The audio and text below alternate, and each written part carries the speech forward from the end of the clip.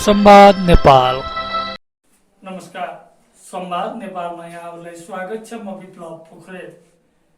हामीले गएको एउटा भागमा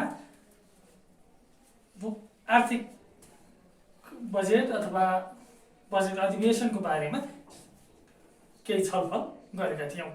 आज हामी त्यही कार्यक्रम अथवा त्यही भागको एउटा अंशको रूपमा भर्खरै मात्रै हाम्रो माननीय राष्ट्रपतिबाट नीति तथा कार्यक्रमको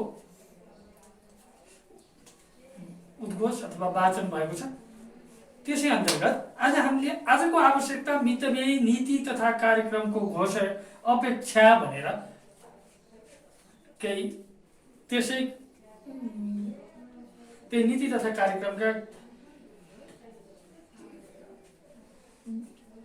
कार्यक्रममा आधारित रहेर यो वाचन गर्दैछौँ, जसमा अब फेरि लगत्तै प्रधानमन्त्रीले केही उत्तरहरू पनि दिने भन्ने छ। आजको आवश्यकता मितव्ययी नीति तथा कार्यक्रम अपेक्षा नेपाल सरकारको नीति तथा कार्यक्रम जनमुखी रहेन।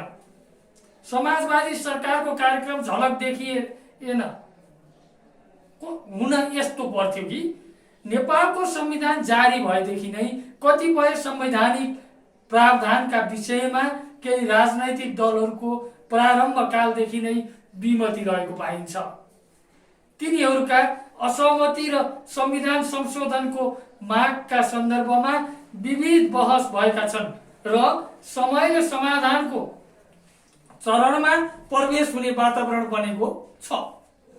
संघीय राज्यका 3 तहमा राजनीतिक तथा प्रशासनिक संरचना तोकिँदा पनि राज्य शक्ति र साधन स्रोतको बाँडफाँडमा कानुनको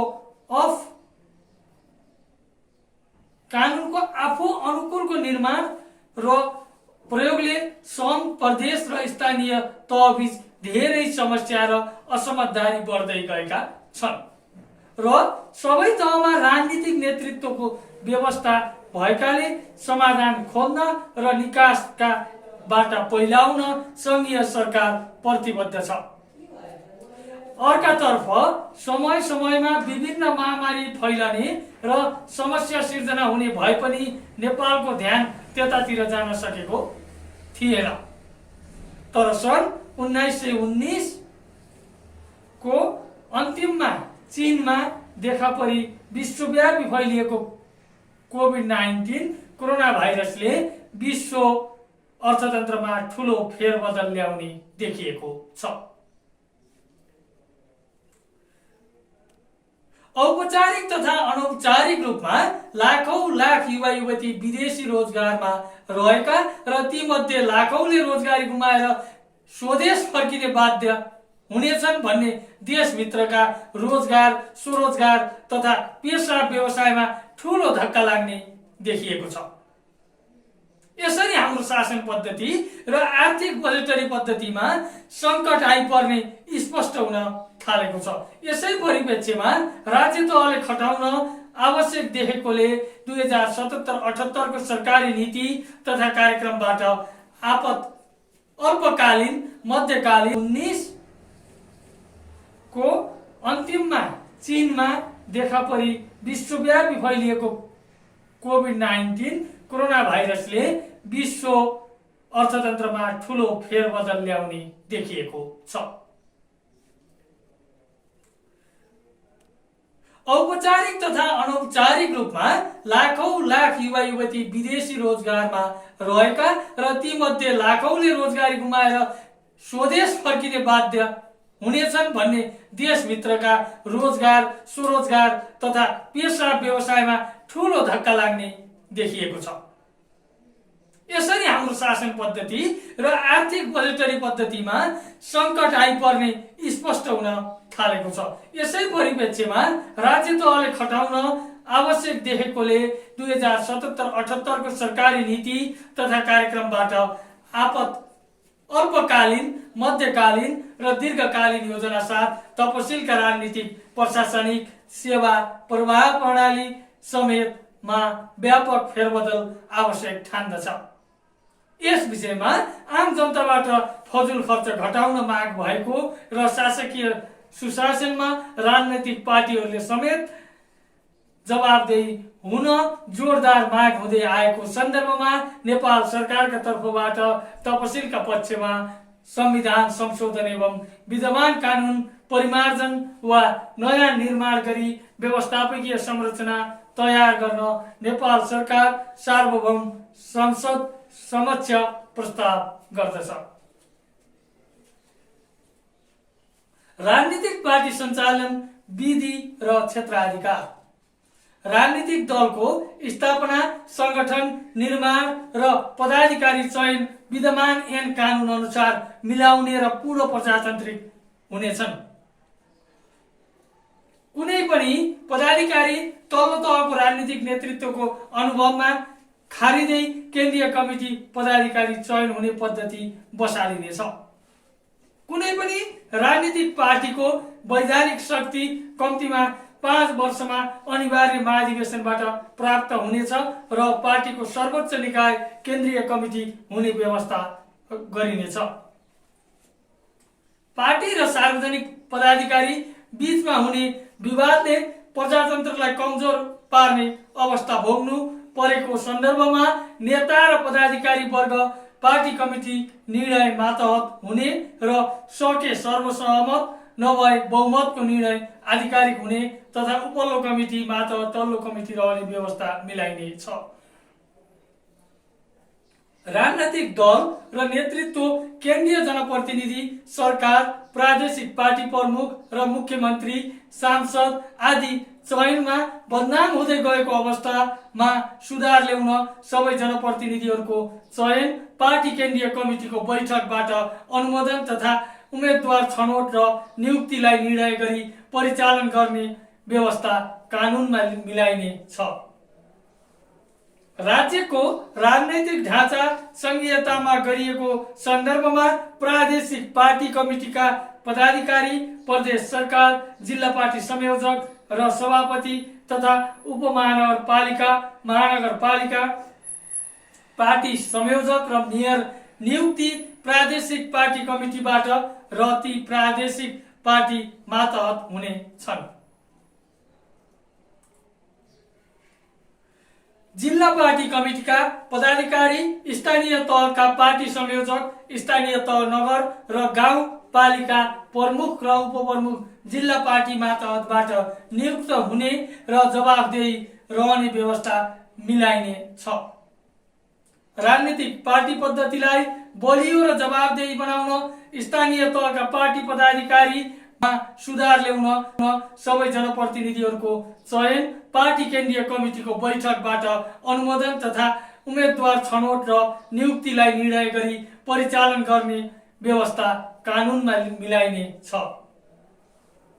राज्यको राजनैतिक ढाँचा संघीयतामा गरिएको सन्दर्भमा प्रादेशिक पार्टी कमिटीका पदाधिकारी प्रदेश सरकार, जिल्ला पार्टी संयोजक र सभापति तथा उपमहानगरपालिका, महानगरपालिका पार्टी संयोजक र मेयर नियुक्ति प्रादेशिक पार्टी कमिटीबाट र ती प्रादेशिक पार्टी मातहत हुने छन्। जिल्ला पार्टी कमिटीका पदाधिकारी स्थानीय तहका पार्टी संयोजक, स्थानीय तह नगर र गाउँ पालिका प्रमुख र उपप्रमुख जिल्ला पार्टी मातहतबाट नियुक्त हुने र जवाबदेही रहने व्यवस्था मिलाइने छ। राजनीतिक पार्टी पद्धतिलाई बलियो र जवाबदेही बनाउन स्थानीय तहका पार्टी पदाधिकारी, वार्ड संयोजक र वडाध्यक्षको चयन स्थानीय तह पार्टी कमिटीको बैठकबाट अनुमोदन हुने र ती सबै तत्पार्टी कमिटी मातहत रहने व्यवस्था हुने छ।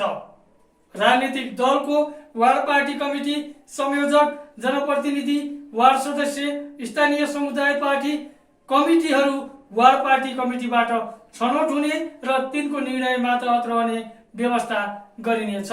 नेपालको गणतान्त्रिक सरकार पार्टी मातहत सञ्चालन हुने र हरेक राजनीतिक र दीर्घकालीन प्रभाव पर्ने निर्णयहरू पार्टी र सांसदको आधिकारिक सहमतिबाट हुने छन्। पार्टीका सम्बन्धित विषयगत विभागहरू, विकास योजना, शासकीय प्रणाली, सार्वजनिक प्रशासनिक संरचना, सेवा प्रवाह, विधि, जनशक्ति निर्धारणमा जिम्मेवार हुने छन्। तिनै तहका सरकारहरू तथा तहका पार्टीका विषयगत विभागको सिफारिस बमोजिम ऐन, कानुन तथा निर्देशिका पालना गरी सत्ता प्रतिपक्षको धारणा बमोजिम पारदर्शी रूपमा चल्ने छन्। यी कानुन अथवा यी नियमहरूको पालना राम्रोसँग भए एउटा राजनीतिक पार्टी अथवा जुनसुकै निकाय पनि राम्रोसँग चल्ने एउटा व्यवस्था बस्नेछ भन्ने हाम्रो अपेक्षा रहेको छ। अब हामी सङ्घ तथा प्रदेश सरकार निर्माण विधि र क्षेत्राधिकारको विषयमा चर्चा गर्नेछौँ। सम्भव भएसम्म प्रधानमन्त्री प्रत्यक्ष निर्वाचित हुने पद्धति अपनाउने र एक निर्वाचन क्षेत्रको व्यक्ति कार्यकारी प्रमुख नहुने व्यवस्था गरिने छ। देशव्यापी निर्वाचित प्रधानमन्त्रीको नेतृत्वमा आफ्नै छनौट गैर राजनीतिक स्वतन्त्र विषय विज्ञहरूबाट मन्त्रीमण्डल गठन हुने पद्धति बसालिनेछ। तर प्रत्यक्ष निर्वाचित प्रधानमन्त्री नभई अहिलेको संसदीय प्रणालीबाट प्रधानमन्त्री छनौट हुने पद्धति यथावत कायम रहेमा केन्द्रीय सरकारका 25 सदस्यीय मन्त्रीमध्ये प्रत्येक प्रदेशबाट कम्तीमा 2 जना, 7 प्रदेश पार्टी कमिटीबाट निर्णयबाट भएका 14 जना नियुक्त हुने व्यवस्था मिलाइनेछ। त्यसरी नै केन्द्रीय पार्टी कमिटीको निर्णयबाट 6 जना र प्रधानमन्त्रीले आफ्नो छनौटमा 4 जना नियुक्त गरी आफ्नो सुविधा अनुसार पद, वरीयता, विभाग र जिम्मेवारी बाँडफाँड गर्ने र पार्टीप्रति सामूहिक जिम्मेवारी तोक्ने अधिकार हुनेछ। प्रदेश मुख्यमन्त्री, केन्द्रीय सदस्य वा प्रादेशिक संसद मध्येबाट केन्द्रीय कमिटीले तोक्ने व्यवस्था गरिनेछ। प्रदेश सरकारको मन्त्री व्यवस्था मन्त्रीमण्डलको कुल संख्याको 60% प्रादेशिक पार्टी कमिटीको निर्णयबाट मुख्यमन्त्रीले नियुक्त गर्ने व्यवस्था मिलाइनेछ। तर मन्त्रीमण्डलका 40% सदस्य मुख्यमन्त्रीबाट नियुक्त हुनेछन् र पद वरीयता बसालिनेछ। तर प्रत्यक्ष निर्वाचित प्रधानमन्त्री नभई अहिलेको संसदीय प्रणालीबाट प्रधानमन्त्री छनौट हुने पद्धति यथावत कायम रहेमा केन्द्रीय सरकारका 25 सदस्यीय मन्त्रीमध्ये प्रत्येक प्रदेशबाट कम्तीमा 2 जना, 7 प्रदेश पार्टी कमिटीबाट निर्णयबाट भएका 14 जना नियुक्त हुने व्यवस्था मिलाइनेछ। त्यसरी नै केन्द्रीय पार्टी कमिटीको निर्णयबाट 6 जना र प्रधानमन्त्रीले आफ्नो छनौटमा 4 जना नियुक्त गरी आफ्नो सुविधा अनुसार पद, वरीयता, विभाग र जिम्मेवारी बाँडफाँड गर्ने र पार्टीप्रति सामूहिक जिम्मेवारी तोक्ने अधिकार हुनेछ। प्रदेश मुख्यमन्त्री, केन्द्रीय सदस्य वा प्रादेशिक संसद मध्येबाट केन्द्रीय कमिटीले तोक्ने व्यवस्था गरिनेछ।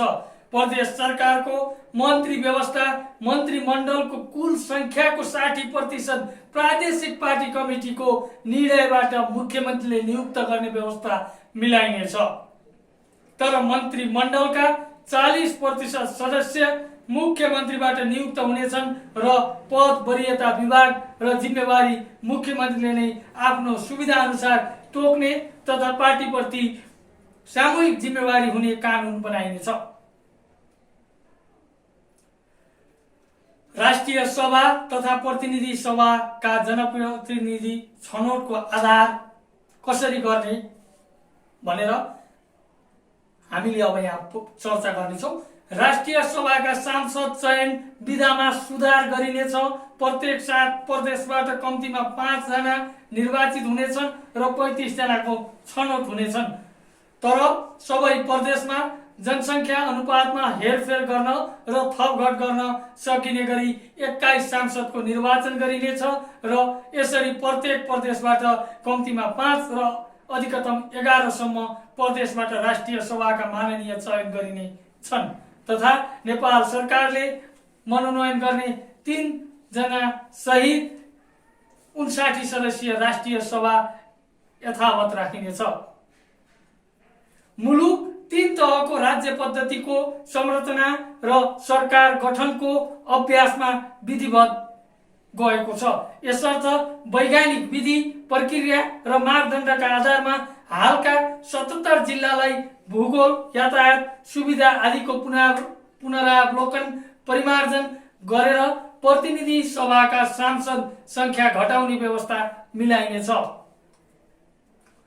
प्रत्यक्ष र समावेशी समानुपातिक प्रतिनिधित्व कायम राख्न हालका 77 जिल्लालाई सम्बोधन गरी 115 जिल्ला बनाइनेछ। सबै जिल्लालाई नै संघीय प्रत्यक्ष निर्वाचन क्षेत्र बनाउने नीति लिइनेछ।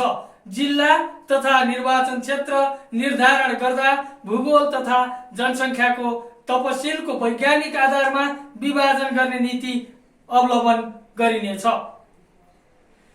जस्तै हिमाली क्षेत्रमा 60,000 सम्म, पहाडी क्षेत्रमा 1,50,000 सम्म, पहाडका शहरी क्षेत्र र तराई मधेस क्षेत्रका ग्रामीण क्षेत्रमा 2,50,000 सम्म, मधेस तराई क्षेत्रका शहरी क्षेत्र र काठमाडौँ उपत्यका आसपासका क्षेत्रमा 4 लाख सम्म र काठमाडौँ उपत्यकामा 6 लाख सम्मको एक जिल्ला वा निर्वाचन क्षेत्र कायम गरिने व्यवस्था मिलाइनेछ।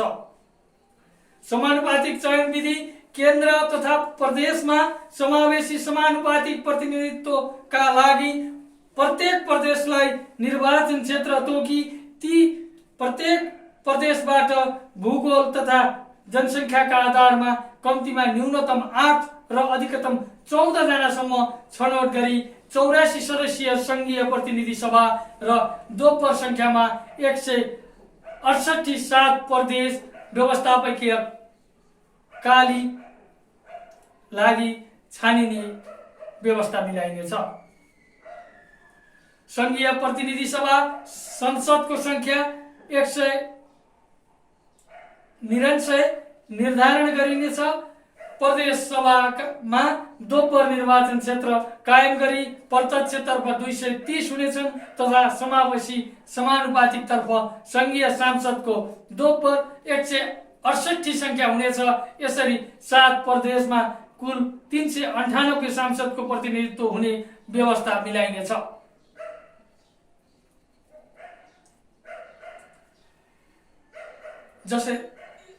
जसले गर्दा अलि आर्थिक मितव्ययितामा पनि अवलम्बन हुनेछ जस्तो हामीलाई यसबाट चाहिँ अनुभव हुन्छ। अब हामी जिल्ला संरचना, राजनीतिक समन्वय पदाधिकारी चयन र कार्यक्षेत्र अधिकारको बारेमा चर्चा गर्नेछौँ। 115 जिल्लामा जिल्ला समन्वय गर्न पूर्णकालीन सभापतिको व्यवस्था गरिनेछ। जिल्लाभरिको कुनै स्थानीय तहमा वार्ड सदस्य निर्वाचित सदस्य मध्येबाट सभापति चयन गर्ने नीति लिइनेछ। जिल्लाभित्रका सबै स्थानीय तहका प्रमुख र उपप्रमुख जिल्ला समन्वय समितिका पदेन सदस्य हुने व्यवस्था मिलाइनेछ।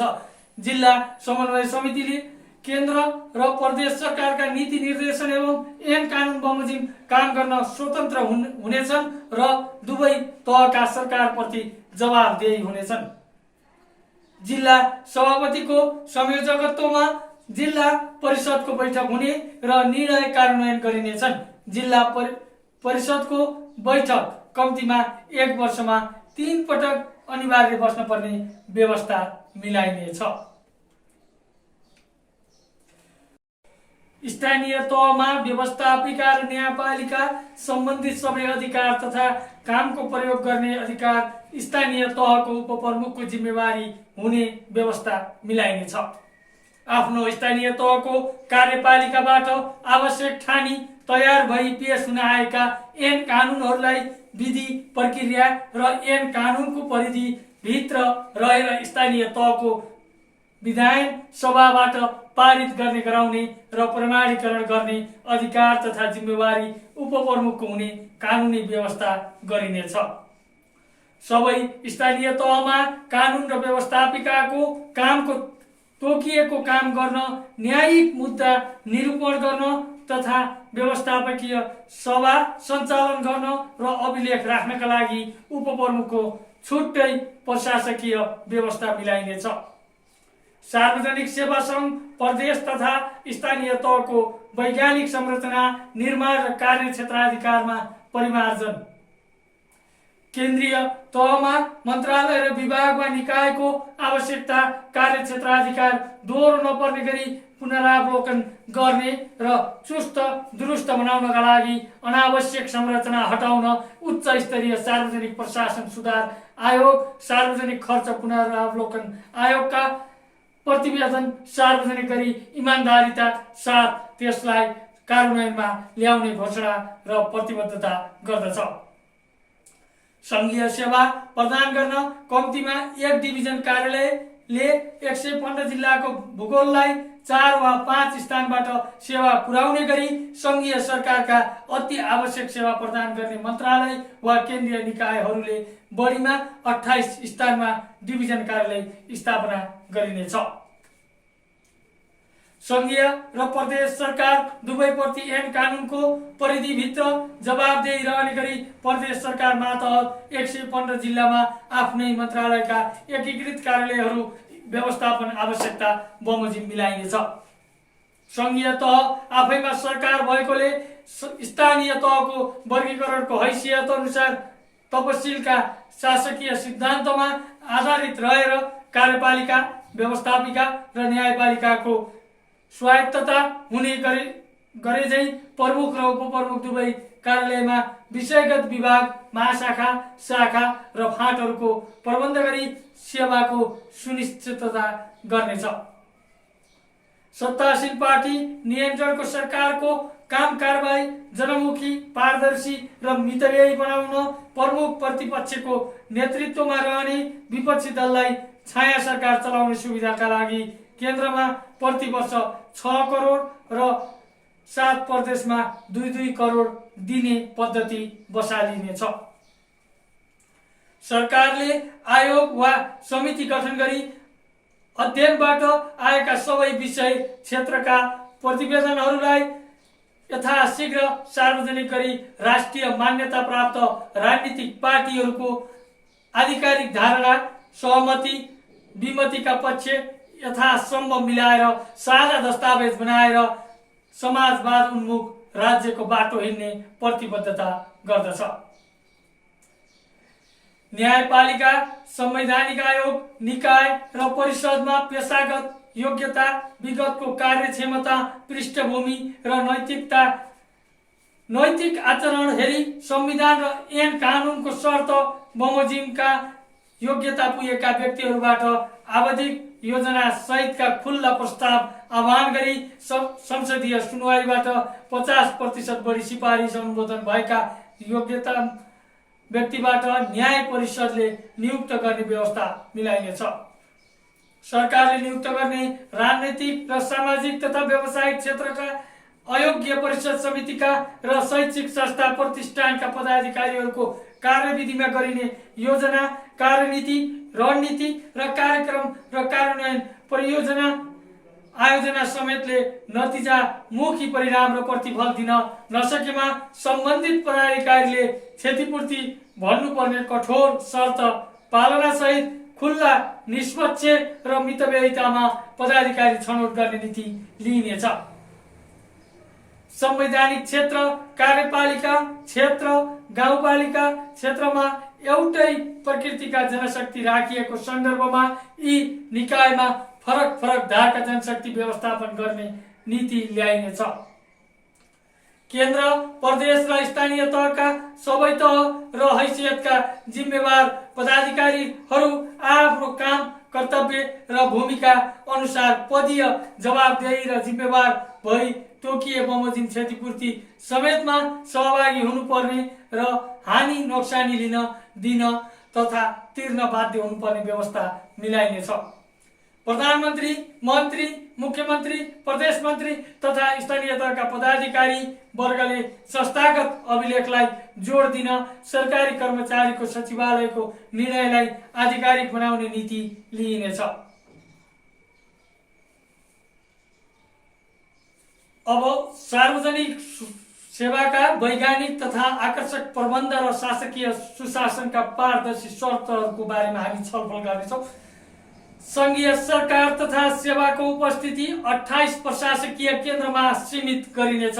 प्रदेश सरकारको प्रमुख सचिव पदमा सङ्घीय सरकारका सचिवले काम गर्ने गरी कम्तीमा 2 वर्ष सरुवा नहुने व्यवस्था मिलाइनेछ।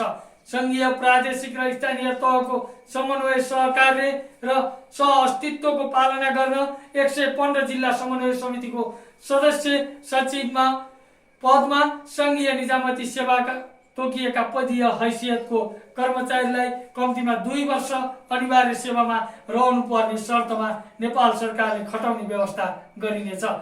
कुनै पनि प्रदेश तथा त्यस प्रदेश मात्रका स्थानीय तहमा काम गर्ने सबै कर्मचारीहरूको पहिचान प्रदेश निजामती सेवाको हुने व्यवस्था मिलाइनेछ।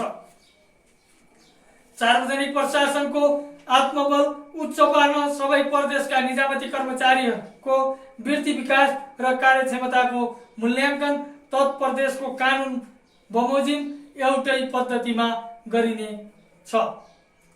प्रदेशभित्रका स्थानीय तहका प्रशासकीय प्रमुख मन्त्रालय सचिव पदमा पदोन्नति हुने प्रदेशका निजामती कर्मचारीको सुनिश्चितता हुने गरी सङ्घीय कार्यान्वयनलाई सरल, सहज र आकर्षक बनाइनेछ।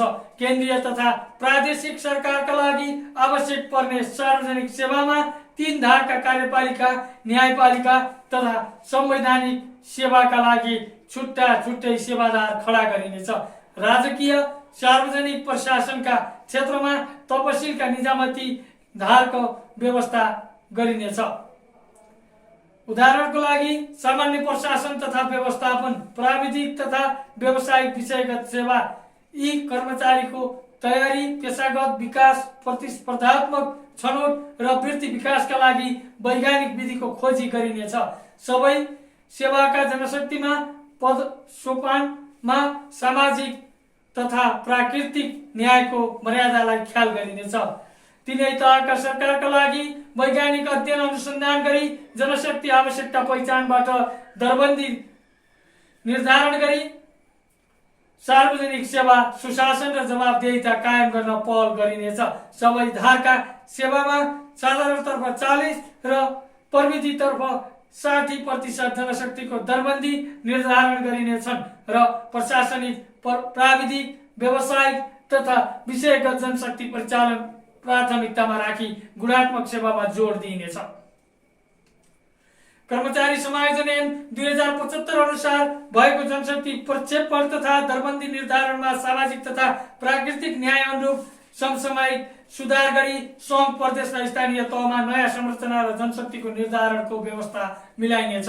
कुनै पनि शासकीय तहमा साधारण प्रकृतिका सेवामा काम गर्नेहरूलाई कम्तीमा अधिकृत तहसम्म प्रशासन, लेखा, कानुन, संसद सञ्चालन र सामाजिक अभियन्ता जस्ता कार्यमा एकीकृत सिप भएका कर्मचारीहरूको विकास र तालिमको व्यवस्था गरिनेछ र एउटै कर्मचारीले धेरै प्रकृतिको काम गरी कार्यबोझलाई वैज्ञानिक बनाइनेछ।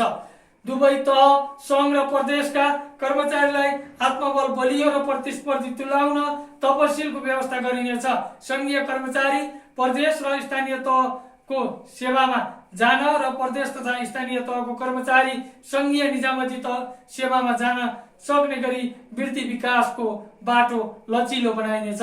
दुवैतर्फ सङ्घ र प्रदेशका सेवामा प्रतिस्पर्धा गर्न कानुनको शर्त अनुसार खुल्ला खुल्ने र आन्तरिक खुल्ने कुल दरबन्दीको 50% 3 तहका कर्मचारीका लागि सेवा परिवर्तन गरी जानका लागि आकर्षित भई सेवामा रहन आन्तरिक प्रतियोगिता हुने र 50% सर्वसाधारणका लागि खुल्ला विज्ञापन हुने व्यवस्था मिलाइनेछ। तिनै तहका सार्वजनिक सेवाका पदाधिकारीको पदीय कार्यविभाजन जिम्मेवारी अनुसारको कार्ययोजना र तद अनुसारको पारदर्शी नेतृत्व र जवाबदेहिता, वृत्ति विकास र कार्य सम्पादन, मूल्याङ्कन, मापदण्ड संयन्त्र निर्माण गरेर सुशासन कायम गरिनेछ। प्रधानमन्त्री कार्यालय मातहत कुनै शासकीय कार्यान्वयन निकाय राखिने छैनन्। सम्बन्धित मन्त्रालय मातहत रहेको हरेक काम कारबाही गतिविधि र नतिजाप्रति प्रधानमन्त्री, संसदमा मन्त्री तथा पदाधिकारी वर्गको प्रत्यक्ष अप्रत्यक्ष जवाबदेहिता हुने व्यवस्था मिलाइनेछ। यसपछि अब हामीले सार्वजनिक खर्चमा कठोरता, राजकीय दायित्व तथा आर्थिक मितव्ययिता र सुशासनका आधारभूत पक्षहरूमा परिमार्जनको बारेमा चर्चा गर्नेछौँ। जुनसुकै काम र बहानामा सांसदहरूलाई बजेट दिइने छैन र सांसदलाई पेशागत व्यवसायमा दक्ष बनाइनेछ।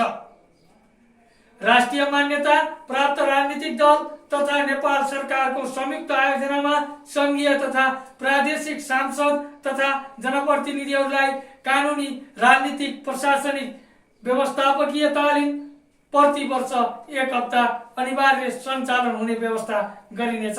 संघीय राज्यका लोकसेवा, निर्वाचन, अख्तियार, मानवाधिकार, प्राकृतिक स्रोत तथा वित्तीय समावेशी र महालेखा परीक्षक आयोगका कार्यालयहरू 28 केन्द्रमा राखी तीनै तहका सरकारका काम कारबाहीको नियमन, नियन्त्रण तथा सुशासनमा सहयोग गर्ने व्यवस्था मिलाइनेछ। दलित, आदिवासी, थारू, मधेसी, मुस्लिम, महिला र भाषा आयोगलाई सक्षम र बढी प्रभावकारी बनाएर 10 वर्षको अवधिको कार्य मूल्याङ्कन आधारमा भविष्यमा पनि आवश्यक भइरहने वा तोकिएको मूल आयोगहरूमा समायोजन गर्ने र अनावश्यक खर्च कटौती गर्न प्रतिबद्ध रहनेछ। संघीयतालाई बलियो बनाउने सन्दर्भमा केन्द्रीय तहमा मन्त्रालय अन्तर्गत विविध कार्य उद्देश्यबाट स्थापित दर्जन वा 100औं संख्याका आयोग समितिहरूको उच्च स्तरीय अध्ययन अनुसन्धान गरी अति आवश्यक मात्र संस्था राखी अन्य सबै खारेज गरिनेछ र उच्च स्तरीय सार्वजनिक प्रशासन सुधार आयोग, सार्वजनिक खर्च पुनरावलोकन आयोगका प्रतिवेदन सिफारिस कार्यान्वयन गरिनेछ। राष्ट्रिय विकास र समृद्धिमा जोड गर्न देशको कुल बजेटको 50% केन्द्र सरकार मात्र खर्च गरिनेछ। राष्ट्रिय बजेटको 25% 7 प्रदेश सरकार मार्फत परिचालन हुनेछ। राष्ट्रिय बजेटको कुल 25% रकम 753 स्थानीय तहका सरकारहरूले तोकिएको शर्तमा खर्च र कार्य सञ्चालन गर्ने कानुनी सुनिश्चितता मिलाइनेछ। हालको चुनावी पद्धतिमा सुधार गरिनेछ। पार्टीको नेतृत्व, आर्थिक सहयोग र लगानीमा चुनाव लड्ने विधिमा परिवर्तन गरिनेछ। उम्मेदवारले वैयक्तिक आर्थिक लगानीमा चुनाव लड्न, पार्टीलाई किन्ने र अपारदर्शी खर्च गरी चुनाव भिड्ने पद्धति रोकिनेछ। सरकारले नै पार्टीहरूले पाएको मतका आधारमा राज्यबाट आर्थिक सहयोग हुने व्यवस्था मिलाइनेछ र राष्ट्रिय प्रसारण तथा सञ्चार माध्यमबाट मतदातासँग साक्षात्कार गर्न सकिने साझा मञ्च सरकारले व्यवस्था गर्ने पद्धति विकास गरिनेछ। हाल केन्द्र, प्रदेश र स्थानीय तहमा राज्यका राजनैतिक तथा प्रशासनिक संरचना क्रियाशील छन्। यी तीनै तहका सरकारमा कुनै किसिमको भ्रष्टाचार, अनैतिकता, बिचौलिया र हेराफेरी तथा ढिलासुस्ती कडाइका साथ रोकिनेछ। दण्डनीय कार्यमा जोसुकै पदाधिकारीले उन्मुक्ति नपाउने र कठोर दण्ड सजायको भागीदार हुनेछन्। सार्वजनिक सेवासित सम्बन्ध सरकारी, सामुदायिक तथा निजी जुनसुकै निकायलाई राज्यको ऐन कानुनका आधारमा समान जिम्मेवार हुनुपर्ने नीतिको व्यवस्था गरिनेछ। राज्यमा सञ्चालित विशेष परिस्थितिमा सेना बाहेक सबै सार्वजनिक सरोकारका काम कारबाही संवैधानिक आयोगका नियमनकारी र कारबाहीमा हुनेछन्। सबै सार्वजनिक सेवाका क्षेत्रमा हुने हरेक गतिविधिको नियमन, अनुसन्धान र कारबाही गर्न सम्बन्धित संवैधानिक आयोगहरूलाई अधिकार मिलाइनेछ। बढ्दो आर्थिक अनुशासनहीनता र विकृति रोक्न स्थानीय, प्रदेश र संघीय कार्यपालिका, न्यायपालिका, व्यवस्थापिका, संवैधानिक आयोग, निकाय, कार्यालय, समिति जतासुकै ती तह र निकायका जिम्मेवारी पदाधिकारीहरूले सामूहिक रूपमा जिम्मेवारी लिनुपर्ने पद्धतिको विकास गरिनेछ। प्रशासकीय सुशासन, आर्थिक पारदर्शिता र मितव्ययिता मुख्य जवाबदेही संस्थाको प्रमुखलाई बनाउने र आन्तरिक भ्रष्टाचार, अनियमितता रोक्न र आफै उत्कृष्ट उदाहरण बन्न लगाइनेछ। अख्तियार दुरुपयोग अनुसन्धान आयोगमा कसैले उजुरी हालेमा उक्त आयोगले दोषी ठहर गरी मुद्दा दायर गरेमा तथा विशेष अदालतले माग अनुसार दिने फैसलाका आधारमा मात्र अपराध साबित हुने, अन्यथा सबै अनैतिक कार्यहरूलाई संस्थागत शुद्धिकरणमा ध्यान तथा नियन्त्रण नगर्ने विद्यमान अवस्थामा परिवर्तन ल्याउन शासकीय पद्धतिमा आमूल परिवर्तनको थालनी गरिनेछ। सार्वजनिक सेवामा हाम्रा मान्छेलाई विदा गरी पेशागत राम्रा इमानदार विवाद रहित स्वच्छ छविका पदाधिकारीलाई योजनाबद्ध रूपमा निश्चित समय तोकेर हस्तक्षेप नगर्ने नीति र राष्ट्रघात भए क्षतिपूर्ति भराउने र कठोर दण्डको शर्त व्यवस्था साथ नेतृत्व चयन र उनलाई कार्य समूह जनशक्ति छनौट गर्ने अधिकार र गुणस्तरीय कार्य सम्पादनको मूल्याङ्कन गरी आकर्षक पुरस्कारको प्रणाली बसालिनेछ। सरकारमाथि आशंका, अविश्वास र भ्रम सिर्जना नहुने व्यवस्थाका लागि सामाजिक, प्राकृतिक, आर्थिक न्यायको कानुनी परीक्षणमा सामान्य नागरिकदेखि सर्वोच्च पदाधिकारीसम्म राजस्व, देवस्व र सार्वजनिक सम्पत्ति दोहन, हिनामिना तथा पदीय मर्यादा र शक्तिको दुरुपयोग हुँदा दण्डित हुनुपर्ने पद्धति विकास गरेर मन्त्रीमण्डलबाट छानबिनको दायरा सुरु गरिनेछ। विधिसम्मत तरिकाले सार्वजनिक सेवा परिचालनमा मन्दिरका पुजारी र शौचालय सफा गर्ने मेहत्तरमा समानता ल्याएर सुखी खुशी नेपाली समृद्ध नेपालको विकास गर्न सामाजिक तथा प्राकृतिक न्यायको थालनी गरिनेछ। नेपाल सरकारका सार्वजनिक सेवामा रहेका मन्त्री, सचिव, प्रशासकीय पदाधिकारी वर्ग, राजनीतिक नियुक्ति आयोग समिति सबै सार्वजनिक क्षेत्रसित सरोकार राख्ने प्रतिष्ठानका जिम्मेवार नागरिक समेतको सम्पत्ति छानबिन गरिनेछ। सार्वजनिक सेवामा सुशासन कायम गर्न सबै निकायमा 4 वर्षमा नै कर्मचारीको फेरबदल तथा सरुवा हुने गरी 1/4 कर्मचारीको हरेक वर्ष सरुवा हुने पद्धति विकास गर्न कानुन ल्याइनेछ र कार्यान्वयन गरिनेछ। सार्वजनिक सेवाका सबै पदाधिकारी वर्गको प्रत्येक वर्ष भरिने सम्पत्ति विवरण फारम मध्येबाट रेन्डमली 10% पदाधिकारीको प्रत्येक वर्ष सम्पत्ति छानबिन गर्ने पद्धति बसालिनेछ। शासकीय राजनैतिक अधिकार र प्रशासकीय अधिकार ऐन छुट्टै ल्याएर राजनीति र प्रशासन पदाधिकारीहरू बीचको द्वन्द्व अन्त गर्न पहल गरी कार्य सम्पादनमा कुनै हस्तक्षेप नहुने व्यवस्था मिलाइनेछ।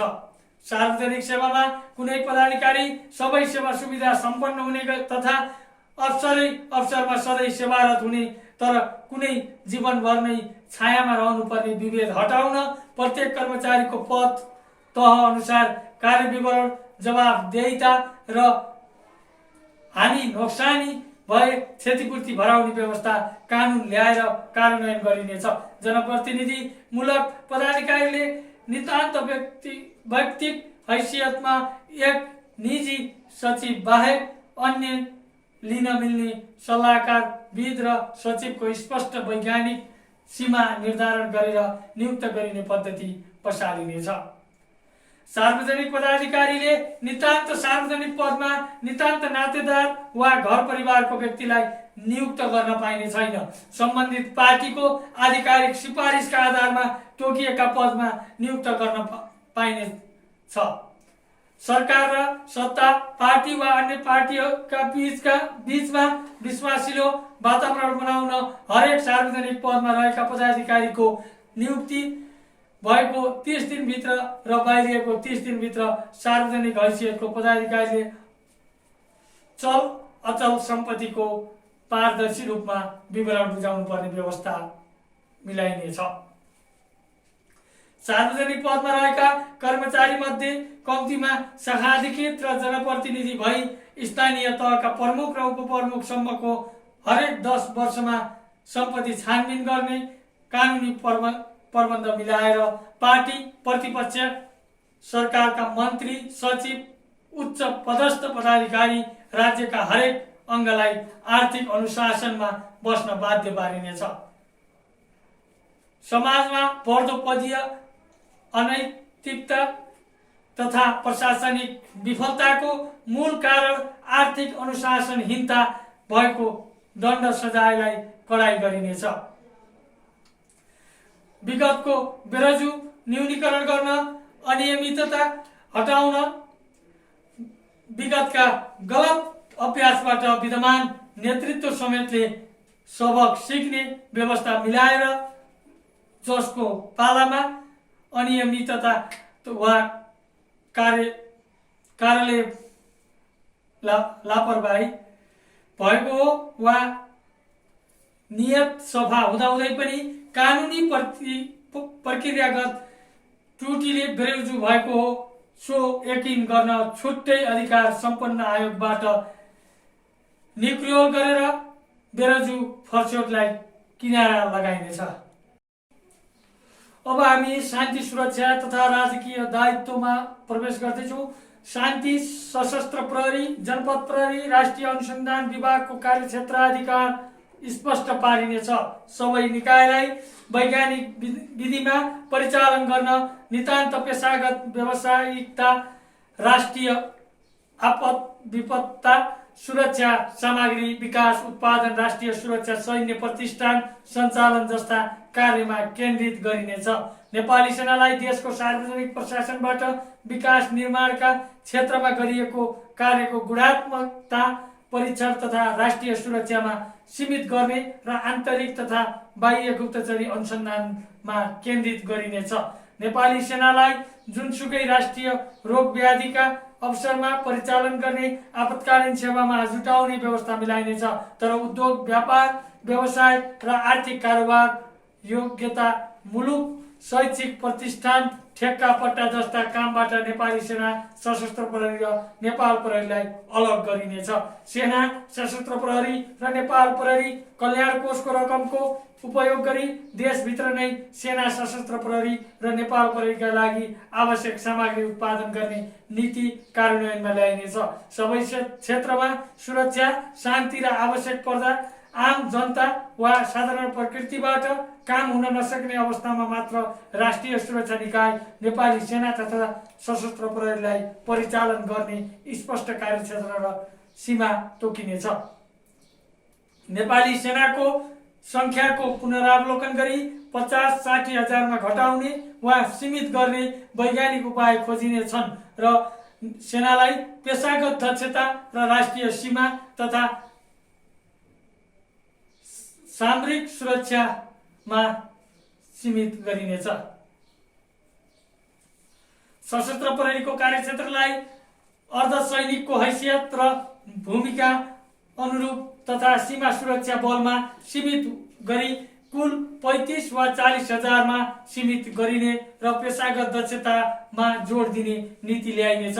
नेपाल प्रहरी जनपदको हालको संख्यामा वृद्धि गरी 1,50,000 पुर्याइनेछ। तीमध्ये संघीय सेवामा 50,000 राखिनेछ र 1,07,000 प्रदेशमा मातहत खटिनेछन्। सबै स्थानीय तहले जनसेवा प्रहरीको नियुक्त गर्दा जनसङ्ख्या र आवश्यकतामा आधारित हेरेर गर्ने कानुनको व्यवस्था सङ्घ र प्रदेश कानुनको अधीनमा रही गर्नुपर्नेछ र आफू खुसी नियुक्त गर्न नपाउने व्यवस्था गरिनेछ। नेपाली सेनाका विविध गणहरूमा सर्पदंश उपचार केन्द्र सञ्चालन गरिएझै समुदायका लागि आपतकालीन उपचार, रोग परीक्षण प्रयोगशाला स्थापना गर्ने नीति लिइनेछ। अब हामी शिक्षा पद्धति र राज्यको दायित्वमा प्रवेश गर्दैछौँ।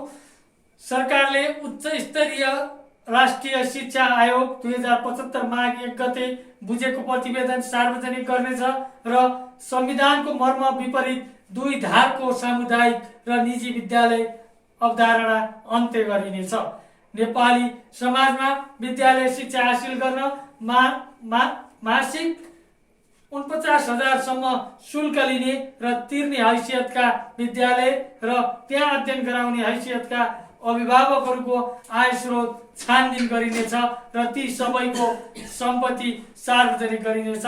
कम्तीमा समाजवादी राज्यको लक्ष्यलाई अगाडि बढाउन हरेक समाजमा वैज्ञानिक रूपमा विद्यालय वर्गीकरण गरी सेवा क्षेत्र सुनिश्चित गरेर आधारभूत तहका विद्यार्थीलाई गाडीमा आवत जावत गराउने पद्धतिलाई बन्द गरिनेछ र आधारभूत तहका विद्यार्थी वडाभित्र र माध्यमिक तहका विद्यार्थी स्थानीय तहभन्दा बाहिर जानबाट रोकिने गरी विद्यालय सेवा क्षेत्र निर्धारण गर्ने कानुन कार्यान्वयनमा ल्याइनेछ। विद्यालय तथा कलेजहरूले उपलब्ध गराउने सेवा सुविधाका आधारमा माध्यमिक तहदेखि माथिको शिक्षामा प्रत्येक विद्यालय तथा कलेजले लिन सक्ने न्यूनतम र अधिकतम शुल्क निर्धारण पारदर्शी किसिमबाट मिलाइनेछ र कम्तीमा आधारभूत तहको शिक्षा सेवा राज्यको हुनेछ। राज्यको तहबाट संविधान अनुरूप कम्तीमा आधारभूत तह कक्षा 8 सम्मको शिक्षा एक धार पद्धति र गुणस्तरको हुने प्रबन्ध गरिनेछ। राज्यको आर्थिक स्रोत तथा क्षमताले सक्ने अवस्थामा माध्यमिक तथा कलेजमा समेत निशुल्क हुने भए पनि हाल माध्यमिक तहको विद्यालय शिक्षा कक्षा 9-12 को शिक्षा निशुल्क नगरी आर्थिक हैसियतमा नहुनेसँग शुल्क लिने र नहुनेलाई राज्यले खर्च बेहोर्ने गरी सरकारी निजी सहभागिता पद्धतिको अवलम्बन गरिनेछ। माध्यमिक तहको विद्यालय शिक्षामा आर्थिक हैसियत हुने अभिभावकका सन्तानसँग सेवा शुल्क लिने र कुनै आर्थिक स्रोत नहुने अभिभावकका सन्तानलाई राज्य सरकारले निशुल्क शिक्षा दिने कानुनी सुनिश्चित गरिनेछ। विश्वविद्यालय क्याम्पस विद्यालयका शिक्षक विद्यार्थी कुनै पनि जनचेतना सचेतना र जनपरिचालन गर्ने कार्य परिचालन हुनेछन्। राष्ट्रिय नीति तर्जुमा तथा कार्यान्वयनका आधारमा तयार पार्न र समस्या पहिचान गरी समाधान गर्न वैज्ञानिक विधि प्रक्रिया र मापदण्ड विकास गरिनेछ। राज्यले आकस्मिक कोष स्थापना गरी जुनसुकै आपद विपदका काम गर्न शिक्षक महासंघ विद्यार्थी संगठनहरूलाई नेतृत्वदायी भूमिका दिने पद्धति विकास गरिनेछ। सरकारका हरेक किसिमका अनुसन्धान विकास निर्माण र सामाजिक सेवाका क्षेत्रमा विश्वविद्यालय कलेजका आधिकारिक संस्था र निकायहरूले कबोलमा सहभागी भई गुणात्मक प्रतिस्पर्धा गरी सेवामा सहभागी हुने र दक्ष जनशक्तिको प्रयोगात्मक क्षमता विकासबाट संस्थागत आर्थिक आत्मनिर्भरता बढाउने पद्धतिको थालना गरिनेछ। विश्वविद्यालय प्रतिष्ठानहरूबाट दक्ष जनशक्ति विकल्प तयार गरी अनावश्यक सार्वजनिक खर्च घटाउने बाटो लिइनेछ। मुलुक खुल्ला उदार अर्थतन्त्र र व्यापार व्यवसायको प्रतिस्पर्धामा आधारभूत शिक्षा सहित सबै तहको परेकोले कम्तीमा आधारभूत तहको कक्षा 8 सम्मको शिक्षा र आधारभूत प्राथमिक स्वास्थ्य सेवामा कुनै पनि प्रतिस्पर्धा हुने छैन र आधारभूत शिक्षा र स्वास्थ्य सेवा मानवीय आवश्यकताका सेवा सुविधामा राज्यको दायित्व किटान गरी निशुल्क गरिनेछ। माध्यमिक शिक्षा उच्च शिक्षा व्यवस्थापनमा राज्यको आर्थिक हैसियत उपभोक्ताको क्षमता अनुसार आर्थिक हैसियत हुनेसँग शुल्क वा सहयोग लिने र शुल्क तिर्न क्षमता नहुने वा विपन्न समुदायलाई सरकारले सेवा उपलब्ध गराउने गरी कानुनी व्यवस्था मिलाइनेछ। अब हामी विकासका पूर्वाधार नदी व्यवस्थापन र विविध पक्षमा राज्यको भूमिकाको बारेमा चर्चा गर्नेछौँ। महेन्द्र राजमार्ग वा पूर्व पश्चिम राजमार्गको प्रयोगले एउटै चक्लामा भएको प्रदेश 2 लाई यातायातमा जोडिनेछ। सप्तरी, सिधा, धनुषा, महोत्तरी, सर्लाही, रौतहट, बारा र पर्साका 8 जिल्लाका सदरमुकाम तथा दक्षिणी भेगका जनताको जीवन यापनलाई समुन्नत बनाउन जुनसुकै मूल्य र खर्चमा पनि हुलाकी राजमार्गलाई पूरा गरिनेछ। प्रदेश 2 लाई चारैतिरबाट जोडिने एउटै चक्रपथमा बाँध्न सडक योजना विकास र कार्यान्वयन गरिनेछ। पूर्व पश्चिम झापादेखि कञ्चनपुरसम्म हुलाकी राजमार्ग मधेस र मधेसीको समृद्धिको मूल आधार हुने हुँदा सरकारको ध्यान हुलाकी राजमार्ग रेलवे सेवा विस्तारमा केन्द्रित हुनेछ। नेपाल राष्ट्र जनताको हित र छिमेकी सीमावर्ती भारतीय बजारको माग समेत ध्यानमा राखी नेपालका आर्थिक तथा जल स्रोतको दुवै देशतर्फको हानि नोक्सानी न्यूनीकरण गर्न सकिने साझा योजना तयार गरेर आपसी समझदारी अगाडि बढाउने नीति लिइनेछ। नदी नियन्त्रण गरी पानी बहावको सुनिश्चितता गर्न तटबन्ध सबैतिर सिंचाई योजना विकास र नगर निर्माण यातायात साधन सञ्चालन गर्न महाभारत खण्ड चुरेको भूभाग माथिबाट नै नेपाल र भारत दुवै देशको सहमतिमा ठूला ड्याम बाँधिनु र प्रयोगमा दीर्घकालीन योजना तथा सम्झौता गरिनेछ।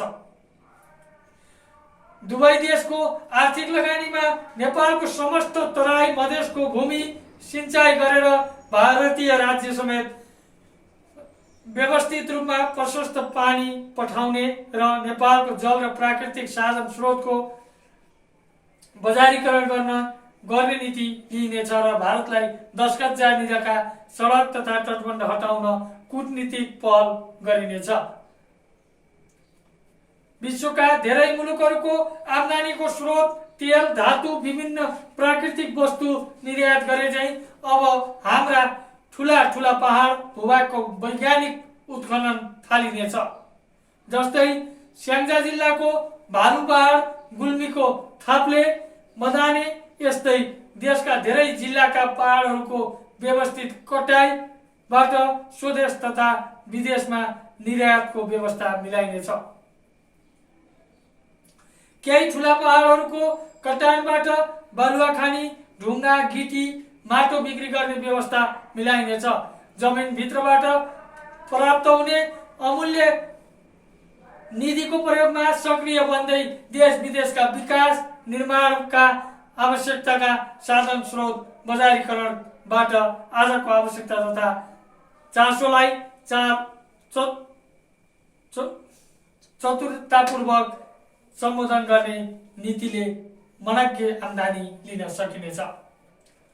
महाभारत तथा दक्षिण भूभागको चुरेदोहन कटानलाई नरोकेमा तराई मधेस क्षेत्र तथा त्यहाँका ठूला सहरमा समस्या सिर्जना हुने तथा नदी सतहको उकासले सिर्जित कृषि उत्पादनमा ह्रास तथा मानव बस्तीको जनजीवनको खतरालाई हटाउन अति जरुरी भएको छ। यो कुरालाई ध्यान दिएर मधेस तराईको विकराल समस्यालाई छिटो समाधान गर्न मध्य पहाडी क्षेत्रका उच्च पहाडहरूलाई निश्चित समय तोकेर देश विदेशका निर्माण कम्पनीलाई ठेक्का दिने र दीर्घकालमा ती स्थानमा मानव बस्ती बसाल्ने नीति कार्यान्वयनमा ल्याइनेछ। काठमाडौँ उपत्यकामा जतासुकैबाट बग्ने ससाना खोला नदीहरूमा जल भण्डारण गर्ने व्यवस्था मिलाइनेछ। बागमती, विष्णुमती जस्ता नदीहरूको पुनर्जागरण गरी सहरलाई जीवन्त बनाइनेछ। उपत्यकामा सबै नदीहरूमा सदाबहार कम्तीमा 2 मिटर पानी भएको ताल बनाएर जल यातायातको साधन चलाउने व्यवस्था मिलाइनेछ। मुहानदेखि चोबारसम्म नदीको पानी स्वच्छ, फोहोर मुक्त, निर्मल बनाएर निर्जीव बनेको उपत्यकाका नदीहरूमा जलचर थलचर जीवजन्तुको पुनरावृत्तिको सुनिश्चितता गरिनेछ। नदीको सबै किसिमको सुरक्षाबाट मात्र प्राकृतिक पर्यावरण तथा धार्मिक सांस्कृतिक मूल्य मान्यताको रक्षा गरिनेछ। उपत्यकाबाट तराई मधेस क्षेत्रमा पुग्ने पानीको शुद्धता गरी कृषि उपजमा वृद्धि गरिनेछ।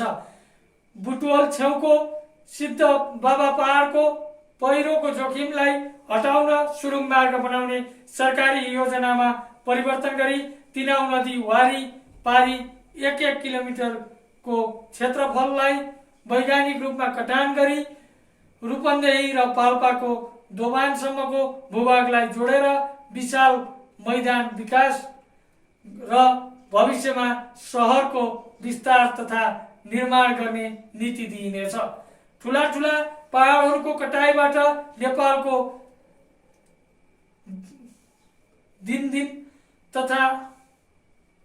दिनानुदिन तथा विकासका आवश्यकता पूरा गरी भारतसम्म ढुङ्गागिटी माटो आदि निर्यात गरेर मनज्ञ आम्दानी गर्ने नीति लिइनेछ। ठुला पहाडहरूको कटाइबाट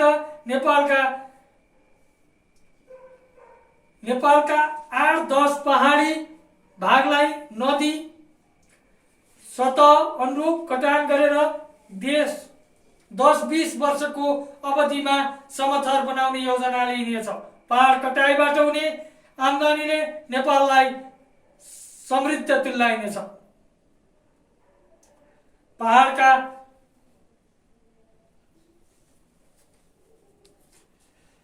छिरलिएका तथा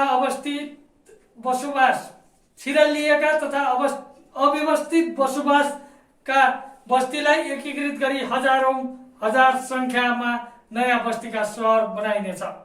भारतसँग सहकार्य गरी पाल्पा जिल्लाको प्रवासमाथिको जोड्तेसम्म सुरुङ मार्ग खोल्ने नीति लिइनेछ र यो सँगै सहयोग पहाडी क्षेत्र पहिचान गरी नेपाल भारत बङ्गलादेश समेतमा हाम्रो प्रकृति प्रदत्त सम्पत्ति निर्यात गर्न तथा पहाडी क्षेत्रमा ठुला एकीकृत बस्ती बसाउने नीति विकास गरिनेछ। यी पक्षका आधारमा मुलुकमा राजनैतिक प्रशासनिक शान्ति सुरक्षा तथा आर्थिक प्रशासन र सुशासनमा जोड पुग्छ भन्ने हामीले उठाएको जनआवाजलाई सत्तापक्ष र प्रतिपक्षका सांसदहरूले संसदमा प्रवेश गराएर नेपाल सरकारको नीति तथा कार्यक्रमलाई अझै बलियो बनाएमा देशको खर्चमा मितव्ययिता हुने छ। राष्ट्रिय पुँजीको बचत र आम जनताको विश्वासमा र सहभागितामा स्वदेशभित्रै 50,000 युवा युवतीलाई रोजगार तथा स्वरोजगारका अवसर सिर्जना गर्न सम्भव छ भन्ने हामीले ठानेका छौँ। हवस् त, यो सँगै आजको संवाद नेपालको यो नीति तथा कार्यक्रम यो जनताको पक्षबाटको एउटा उदाहरणीय भाग हामीले यही टुङ्गाउँछौँ। नमस्ते।